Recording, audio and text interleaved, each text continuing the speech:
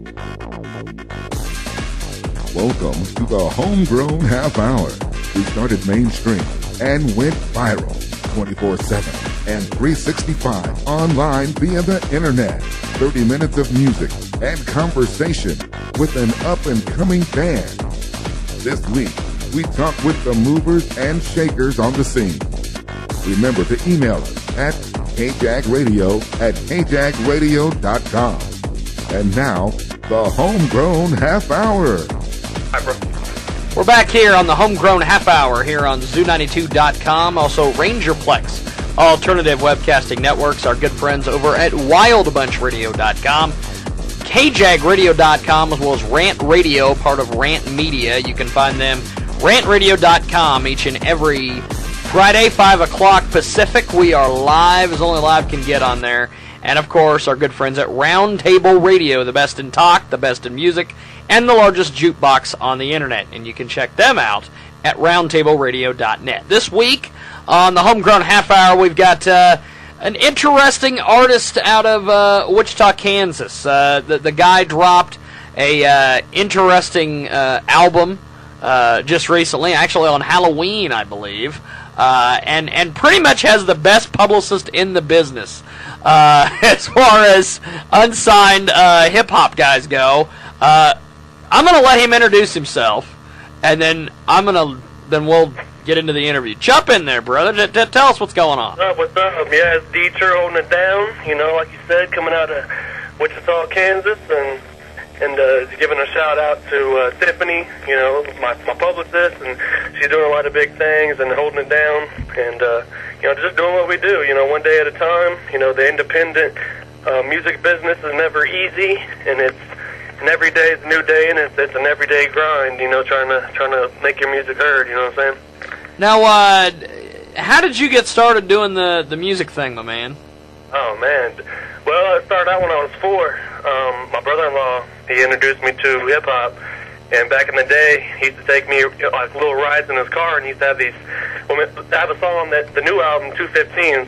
Well, he'd always have 215s in the back, and then they'd be like bumping real hard, dude. And I was a little kid, I was like 4, you know, I thought that was hecka tight, you know. So from there, I kind of started, you know, rapping along to the old school hip hop, you know, of my day, which is like Sir Mix-a-Lot. You know, I'm not too old school, but yeah, dude. So I started learning that, and then when I turned 6 years old, my mom bought me this little microphone from Radio Shack, and so I turned on this little mic, has this little beat and a little speaker on the front of it. So when I'd hold the mic, turn on the beat, and you can adjust the speed of the beat, and that's how I kind of got that little fast flow type of thing. I was like 6 years old. I turned the tempo up to like full blast, dude, and I'd just be killing it. But so, you know, that's how I started. And then from there, dude, 16, I did my first concert, and then entered into a contest at 17 and advanced to the finals to a national competition in Washington, D.C., and did pretty good, learned a lot of stuff while I was out there. Went on my first tour at 20 with a dude named Man of War. He used to be on Syntax Records out of California, and been doing it ever since, bro. Just like an everyday thing, man. Music's my life. You know, I tried to walk away from it for a while. You know, kind of got frustrated to a certain extent.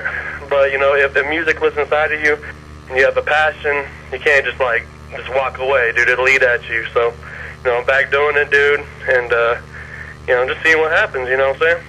Now, tell me about this Halloween release that you did this last year. Yeah.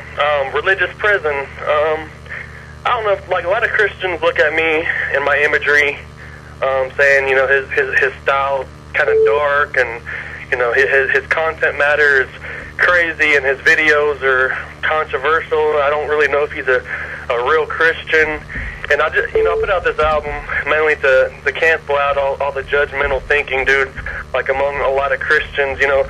And it's like, not only do they judge each other, but, you know, they judge everybody, like not all of them, but some of them, like the whole gay community and the whole, you know, my ministry is actually geared towards a lot of kids that are known as Juggalos, juggalos. Yes, like indeed. There is a huge juggalo population in Kansas. Yeah, dude.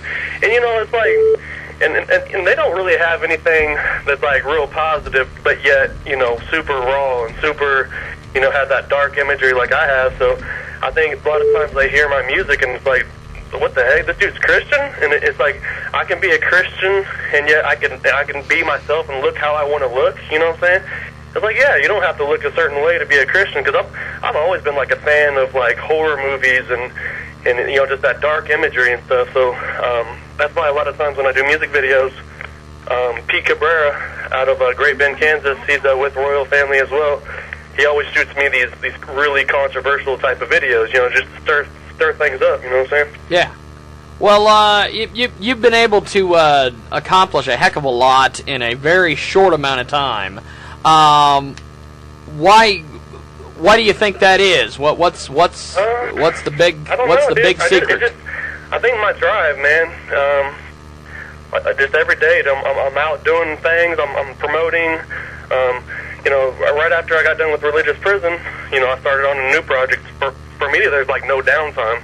You know, so it's like if I'm sitting there, you know, doing nothing in a day, you know, that's another day someone else is out doing something, and I'm falling behind. You know what I'm saying?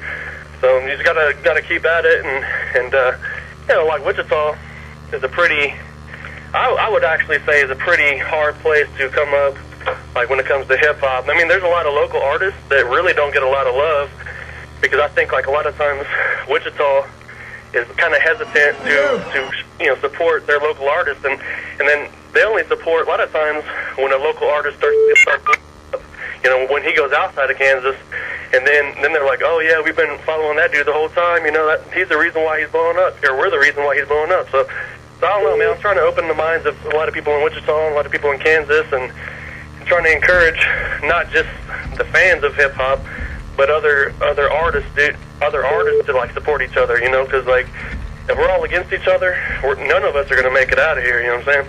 So, there was a lot of people wanting that out, and there was some issues, but when it finally did drop, it's amazing. Mm-hmm. Yeah. Well, I think like it was kind of on my part. It was somewhat of a mistake, because like when I first told everybody Religious Prison's gonna drop on Halloween, I had about like 5 songs, and that was about probably a month and a half before the release. I probably would have took a little more time on it if I hadn't have done it that way, but everyone's like, I was gonna postpone it, but like everybody's hit me up saying, you know, can't wait to download it and everything, and so I felt like I owed it to my fans, you know, to put it out, you know, on time. So that was a hurdle in itself, you know, trying to get my mind in the right mind state, and trying to hit all the topics that I was wanting to speak on. So now, do you have any videos or anything on the internet, or are you into doing the video thing? Yeah, dude, I have a lot of videos, actually. Some crazy stuff. Like a lot of Juggalos feel this stuff because it's like it's kind of it's pretty gruesome, dude. Like it's out of character in this movie called The Demon Slayer, and it's actually up on my website right now, www.dtruemusic.com. But I just posted it up today. Actually, it's from 2008, and that's when Pete Cabrera from Royal Family first started kind of doing the movie thing. And so I came out with this character called Demon Slayer, and when I put it out, man, I was like a lot of churches, we're tripping out, dude, and I put it up on a website called GodTube, and they accepted it, you know, for a couple of days, and then they viewed it and they kicked it off. So pretty controversial, yeah, pretty controversial, dude. Even care, you know, people are gonna talk stuff whether I'm saying praise Jesus and this and that, or whether I'm doing some dark beats and imagery. They're always gonna talk stuff no matter what you do. So I was like, you know, now it's just like I'm gonna do whatever's on my heart. I'm gonna put out whatever lyrics, you know, come out, and whatever I say, I feel it's gonna be of God, you know, regardless. So it's like I don't have to have all the money in the world. For me, it's like me going out there doing my thing, you know, being able to survive, support myself, support my family. And that's what makes me satisfied. You know what I'm saying? If all the money comes, you know, then that's cool. You know, praise God. But for me, I don't have to, you know, be rich to have that fulfillment. You know what I'm saying? We're trying to look to find a venue of some sort to throw a big birthday bash on the 18th, which is the Saturday. So that'll be the next one. After that, it'll be Atlanta a little bit after the first of the year. So just on the grind, man. Well, that'll work. Well, I appreciate it, brother. I'll talk to you soon. All right, man. No problem, Definitely, bro. man. Later. Later, bro. We've got more right now here on the Homegrown Half Hour.